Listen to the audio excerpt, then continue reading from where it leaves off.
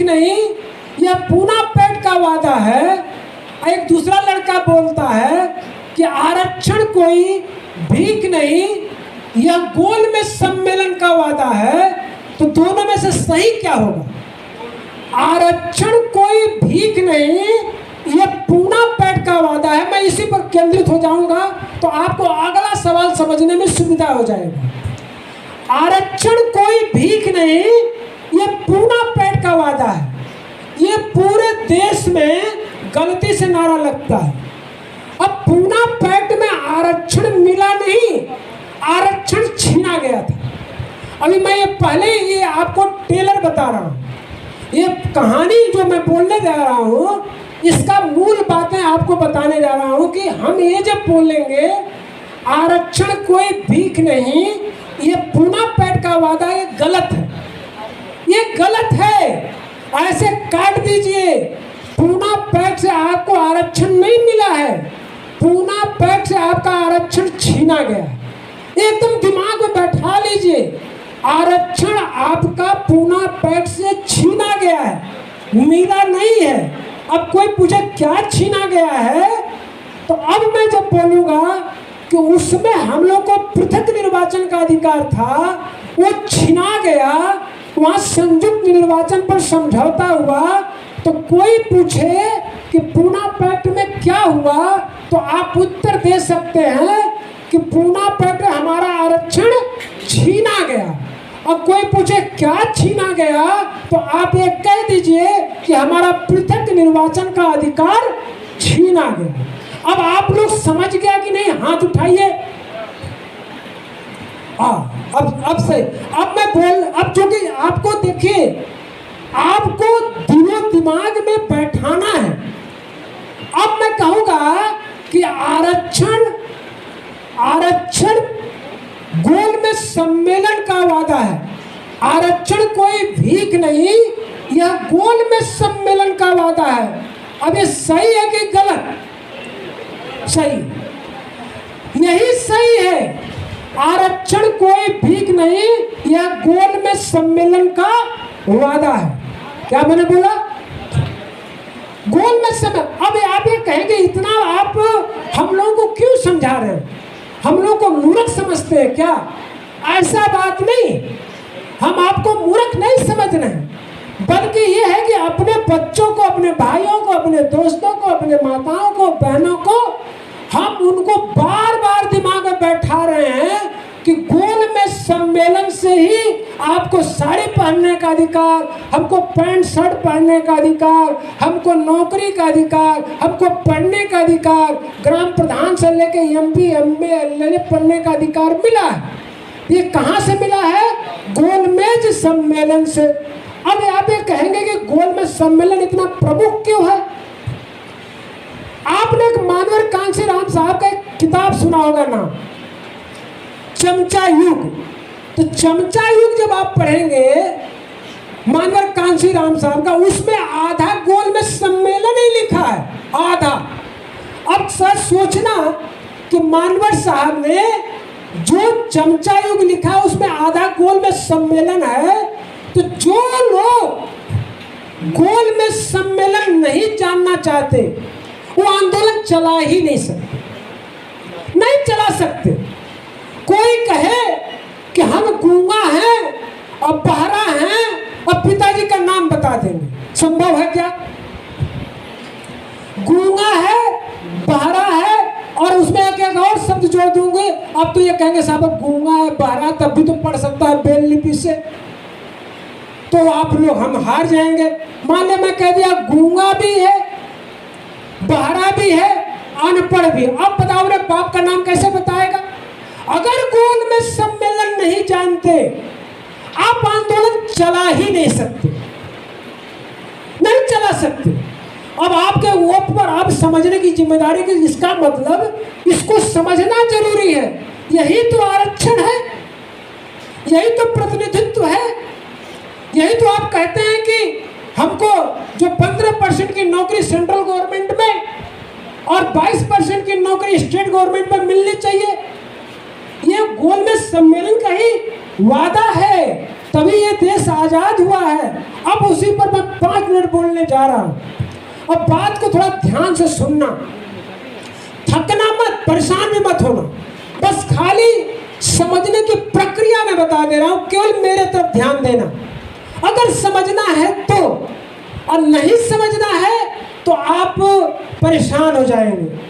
तो आप मेरे तरफ देखेंगे मैं क्या बोलता हूं, तो मेरे हाव से, भाव से, शारीरिक भाषा से आप बात को समझ जाएंगे। अब शारीरिक बात से समझ जाएंगे बात को, तो आप आगे आंदोलन को बढ़ाएंगे। अब क्या है गोलमेज सम्मेलन, इसको मैं बताने जा रहा हूं। 5 मिनट का टाइम लगेगा, धैर्य से बैठना। जब इस देश में भारत सरकार अधिनियम 1919, थोड़ा कठिन है हल्का सा, लेकिन मैं इसको साधारण बताऊंगा। भारत सरकार अधिनियम 1919 जब इस देश में लागू था, तो उसमें एक प्रावधान था कि जब इसके 10 साल पूरे होंगे तो एक कमीशन की नियुक्ति होगी, और वो आएगी तो भारत के जो सामाजिक व्यवस्था है छुआछूत की, उसका अध्ययन करेगी और उसकी रिपोर्ट देगी। उस काम के लिए आपको मालूम है 1928 में सर जॉन साइमन कमीशन के नेतृत्व में साइमन कमेटी भारत में आया, आपके दुर्दशा को दूर करने के लिए। और वो कौन सी कमेटी आई? साइमन कमीशन आया। जब साइमन कमीशन इंडिया में आया, तो उसमें गांधी जी और उनके लोग ये हल्ला मचाने लगे कि साइमन कमीशन बेकार है, go back, go back, go back. सुना होगा, Simon commission, go back, go back, वापस जाओ, वापस जाओ। अब क्यों बोल रहे थे साइमन कमीशन गो बैक का नारा? इसको समझना बड़ा इंटरेस्टिंग है। उसमें ये मसला फंसा कि उस वक्त बर्किनहेड नाम का एक राज्य सचिव थे। बर्किनहेड ने कहा कि साइमन कमीशन जो इंग्लैंड से आया है, उसमें कोई इंडिया का प्रतिनिधि नहीं होगा, कोई मेंबर नहीं होगा। जब ये बात साइमन कमीशन में लिखा गया, तो गांधी जी और उनके साथियों को बड़ा खराब लगा।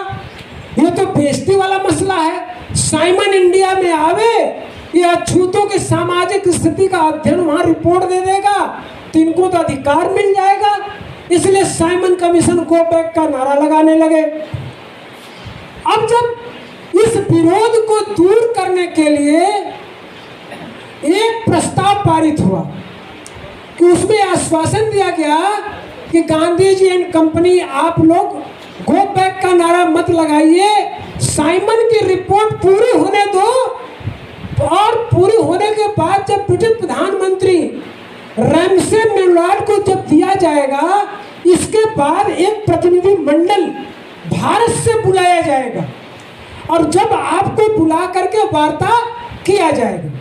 तो वो थोड़ा विरोध शांत हुआ। अब जरा देखो, अब नया खेल आ गया, नया खेल। गांधी जी ने सोचा कि साइमन कमीशन की रिपोर्ट इतना खराब बना दिया जाए कि मामला ही न बने। अब ये सारे लोगों को लगे लोग समझाने कि जब साइमन पूछे कि तुम लोग के साथ छुआछूत होता है कि नहीं, तो तुम लोग कह देना कि हम लोग तो हिंदू हैं, छुआछूत तो होता ही नहीं। अब साइमन जहां भी जाता पूछता कि छुआछूत होता है कि नहीं, सभी लोग कहते कि नहीं छुआछूत नहीं होता, हम लोग तो हिंदू हैं। अब बाबा साहब अम्बेडकर का नंबर आया, तो बाबा साहब अम्बेडकर को यह संज्ञान में आ गया मसला कि कुछ गड़बड़ हो रहा है। तो बाबा साहब अम्बेडकर और आपके साइमन साथ साथ अध्ययन करने लगे। एक माता जी को देख करके साइमन ने पूछा, माता जी आपके साथ छुआछूत होता है? माता जी पहले से तो रट रखी थी कि साइमन पूछेगा और हम उत्तर बता देंगे। इन्होंने सीधा उत्तर बताया, छुआछूत नहीं होता, हम तो हिंदू हैं। बाबा साहब अम्बेडकर के तरफ साइमन देखा और इशारा किया कि यही हालात है। तो बाबा साहब अम्बेडकर भी इशारा किए कि साइमन थोड़ा ठहरो, माताजी से मुझे भी सवाल करने दो। और कौन बाबा Saheb Ambedkar? Symbol of knowledge, ज्ञान के प्रतीक बाबा साहब अम्बेडकर ने कहा, माताजी हमको प्यास लगी है, साइमन को प्यास लगी है, उस कुएं से पानी लाके पिला दीजिए। अब माताजी भूल गई कि हमने पहले क्या बोला था। हाथ जोड़ के बोलती हैं, अरे बाबू मैं तो अछूत हूँ, यदि मैं उस कुएं पर गई हमको तो मार ही दिया जाएगा। तब बाबा साहब अम्बेडकर कहते हैं कि पॉइंट शुड बी नोटेड, बाबा साहब अम्बेडकर ने मात्र एक सेंटेंस में पूरे गांधी जी के विचारधारा को मटिया मीट कर दिया। और साइमन कमीशन की रिपोर्ट वहां चली गई। साइमन कमीशन की रिपोर्ट वहां जब गई तो साइमन ने अपनी रिपोर्ट में लिखा क्या?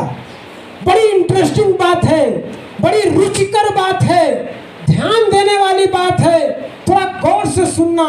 इस बात को मैं इसलिए सुना रहा हूं कि आंदोलन तेजी से करना है। यदि आपने इतिहास समझ गए तो अपने पुरखों का इतिहास जान गए तो आने वाली पीढ़ी का तुम भविष्य के निर्माता हो। और तुम कुछ हो सकता अपने जीवन में कुछ करो या ना करो, लेकिन मेरा पूरा दावा है कि आने वाली पीढ़ी का भविष्य अवश्य बना दोगे, मुझे पूरा विश्वास है मेरे साथियों। तो मेरे साथियों, साइमन ने रिपोर्ट में लिखा कि भारत में एक आबादी है जो लगभग 8 करोड़ की आबादी है, जो पशुवत की जिंदगी जी रही है, जिन्हें हिंदू लोग हिंदू तो कहते हैं, लेकिन ये सार्वजनिक तालाब कुआं पानी से पानी पीने का मौका नहीं है। ये हिंदुओं से अलग हैं, ये हिंदुओं से अलग है। ये अछूत, अस्पृश्य, दलित, हरिजन, ये जो है अछूतों से अलग हैं। हालांकि हिंदू लोग इन्हें हिंदू कहते हैं, लेकिन एक्चुअल में हिंदुओं जैसा समान व्यवहार नहीं होता, क्योंकि ये हिंदुओं से अलग है। जब ये रिपोर्ट चली गई, अब वहां पर ब्रिटिश सरकार ने पहले ही कहा था कि हम जब इसको रिपोर्ट को लागू करेंगे, जब भारतीय संविधान जब बनेगा भारत का 1935, उसके पहले ही एक कमेटी बुला करके आपसे पूछताछ करेंगे। अब मेरे साथियों को नया मसला आ गया। 12 नवंबर 1930 को पहला गोल में सम्मेलन कहाँ हुआ? कहाँ हुआ? जोर से बोलो। लंदन में हुआ। इतना आप लोग जान गए, मैं आगे की कहानी बताऊंगा, आप समझ जाएंगे। समझ में आ रहा है कि नहीं आ रहा है? नहीं आ रहा है? अगर आ रहा है तो थोड़ा सा हाथ उठाइए तो हमें पता चले। हाँ, जब आ रहा था 12 नवंबर 1930 को पहला गोल में सम्मेलन हुआ। और जब सम्मेलन हुआ, अब ध्यान से इधर देखिए, सम्मेलन हुआ तो उसमें 2 प्रतिनिधि वहां पर, देखो कौन कौन प्रतिनिधि गए? मुसलमान के प्रतिनिधि गए, सिख के प्रतिनिधि गए, ईसाई के प्रतिनिधि गए, एंग्लो इंडियन के प्रतिनिधि गए, एक प्रतिनिधि और गए, अछूतों के प्रतिनिधि गए, जो हिंदुओं से अलग थे। अब आप ये कहेंगे कि आप हिंदुओं से अलग क्यों बोल रहे हैं? क्योंकि भारत को किस रूप में ब्रिटिश सरकार देखती थी? किस रूप में?